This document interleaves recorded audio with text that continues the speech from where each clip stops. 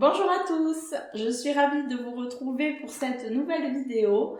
Il s'agit d'une vidéo que j'ai commencé à tourner au mois d'octobre. Alors, que s'est-il passé?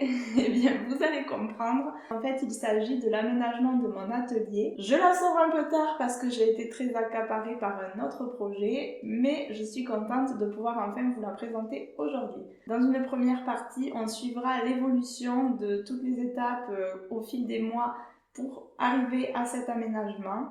Et enfin, je vous ferai un tour de l'atelier et j'en profiterai pour vous montrer un petit peu le matériel que j'utilise et pourquoi pas vous donner quelques astuces.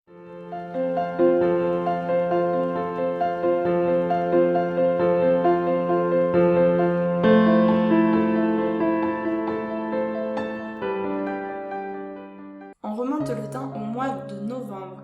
Alors à ce moment-là, la maison est en travaux, la pièce est blanche et totalement vide. On voit déjà que les baies vitrées offrent une belle luminosité et pour la petite info, l'atelier est orienté nord, ce qui signifie qu'il n'y a pas de soleil qui tape directement dans la pièce, la lumière est diffuse et c'est ce que je vous recommande si vous avez la chance de pouvoir choisir l'orientation de votre atelier. La première chose que j'ai faite, c'est de rehausser un petit peu la pièce en utilisant une peinture bleu canard pour recouvrir le mur de droite, celui où il n'y a aucune baie vitrée. Cette tâche m'a donné du fil à retordre. J'ai dû y passer 5 couches. Je vous explique pourquoi.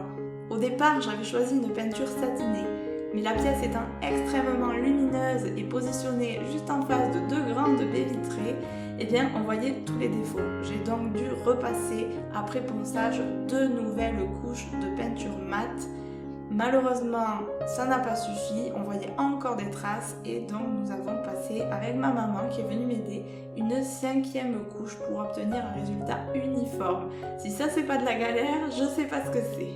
J'ai laissé les autres murs en blanc pour conserver la luminosité et mettre en valeur le mur canard et j'ai peint les plinthes en gris métallisé pour faire ressortir le tout. Après un saut dans le temps, la verrière a été posée et les meubles livrés et donc mon père va venir m'aider à les monter puisqu'il y a un meuble en particulier qui est très lourd. Le premier est un meuble à tiroir dans lequel je compte ranger mes fils de broderie. Et le deuxième est un grand buffet dans lequel je compte ranger les autres matériaux qui prennent un peu plus de place. Le premier meuble, j'en suis très contente. Il est en bois massif de pin, très robuste et le petit plus, c'est qu'il s'en dégage une très bonne odeur de forêt, assez relaxante.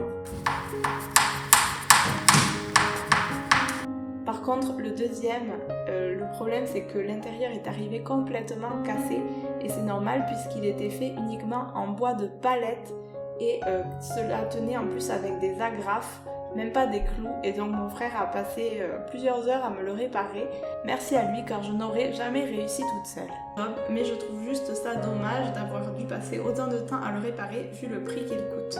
Au-dessus, j'installe un medley de cadres avec notamment des broderies que j'ai réalisées, que je combine avec des insectes naturalisés que j'avais déjà dans mon ancien appartement. J'ai ensuite récupéré un vieux coffre dans le garage chez mon père. Il était resté là un moment donc le pauvre avait commencé à jaunir. Donc je le rafraîchis avec une couche de blanc. J'ajoute ensuite une patine métallisée pour lui donner un petit peu plus de modernité. Voilà le résultat et j'ai choisi de l'utiliser pour stocker mes broderies terminées. Il n'y a plus qu'à ranger tout ça et la visite peut enfin commencer.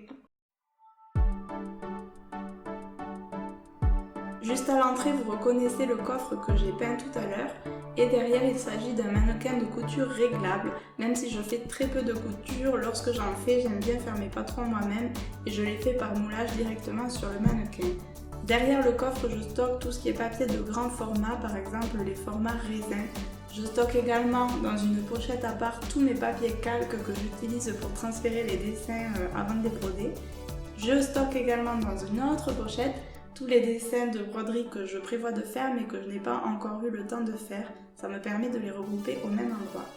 Ce que je voulais vous montrer également, c'est cette règle à patchwork que je trouve extrêmement pratique pour tout ce qui est traçage, même si je ne fais pas de patchwork, puisqu'en fait elle est recouverte de lignes parallèles les unes aux autres, donc c'est très facile pour s'aligner. Je vous la recommande à 100% et moi je l'ai même utilisée pour poser les étagères contre le mur pour tracer mes repères. Ça, ce sont deux spots que j'utilise depuis peu pour filmer mes mains en train de travailler. Ça me permet de faire des vidéos avec une meilleure qualité de lumière. Et ça, c'est la table où je travaille qui est rangée spécialement pour la vidéo. Accroché à la table, il s'agit d'un serre-joint que j'utilise pour fixer mes métiers de petite taille et mes tambours contre la table pour pouvoir les broder facilement avec les deux mains libres. Ça permet de garder une main sur l'endroit et une main sur l'envers et ainsi de broder 2 fois plus vite que si on doit sans cesse passer la même main de l'envers à l'endroit, etc., etc. Derrière, il s'agit d'une table de coupe que j'ai trouvée sur Le Bon Coin. En fait, je voulais me la fabriquer parce que j'avais vu des tutos YouTube pour montrer comment le faire. Mais j'ai eu de la chance et je l'ai trouvée pas loin de chez moi toute faite, donc je ne me suis pas privée. Ce que je trouve très pratique, c'est qu'elle a des roulettes et qu'en plus les compartiments sont très profonds, ce qui me permet de ranger certains éléments que je ne peux pas mettre ailleurs, par exemple tout ce qui est rouleau, par exemple pour le papier bulle ou les chevalets qui sont assez longs et que je ne peux pas stocker dans mon buffet par exemple. Quand je ne l'utilise pas pour couper, dessus je stocke des projets en cours ou terminés. Donc ici je ne peux pas vous montrer les broderies parce qu'elles sont réalisées pour un musée. Mais par contre, ce que je voulais absolument vous montrer, c'est une astuce toute bête mais que je fais depuis vraiment très peu de temps. C'est pour ça que je me permets de vous la donner. C'est de poser sur mes broderies en cours ou terminées un papier, donc par exemple le dessin, pour les protéger de la poussière tout simplement.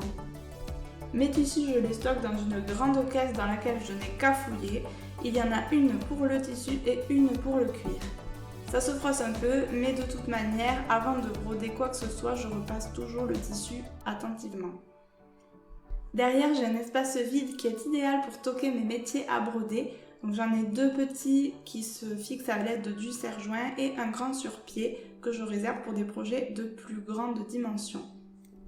Juste au-dessus, vous reconnaissez peut-être cette affiche, il s'agit en réalité de la couverture d'un magazine ancien de broderie. J'en avais parlé dans une vidéo unboxing, donc si ça vous intéresse de vous procurer vous aussi un magazine comme ça, vous pouvez regarder la vidéo, je vous mettrai le lien juste au-dessus.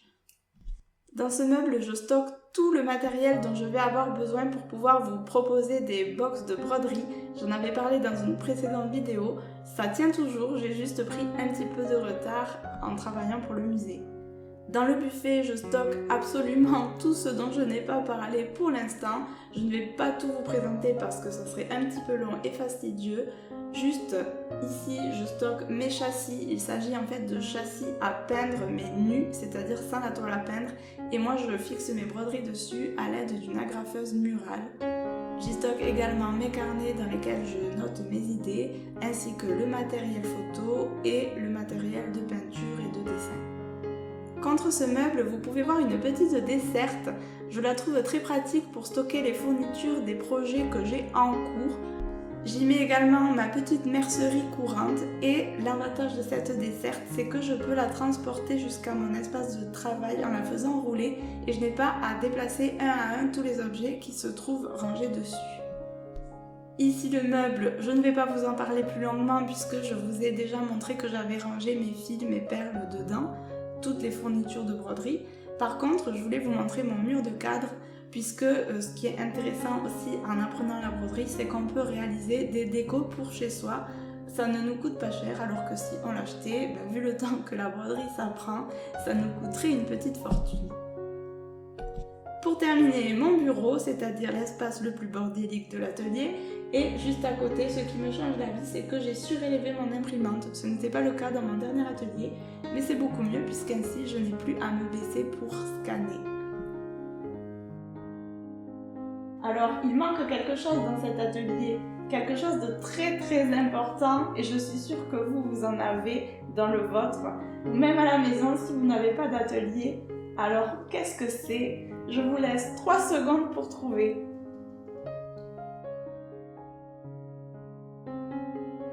Une poubelle! Ça fait plusieurs mois que j'habite là et je n'ai toujours pas mis de poubelle dans mon atelier. Tout est normal. J'espère que cette vidéo vous a plu. Dites-moi dans les commentaires si vous avez une pièce dédiée à votre activité artistique à la maison. Je vous dis à bientôt dans une prochaine vidéo. Bye!